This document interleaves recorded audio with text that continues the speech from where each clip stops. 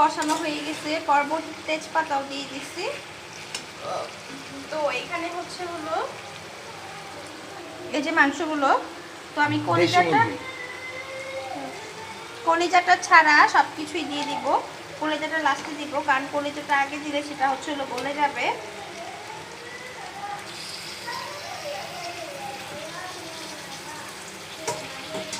তো এখন ভালো করে সব কিছু মিক্সিং করে নিব গাইস।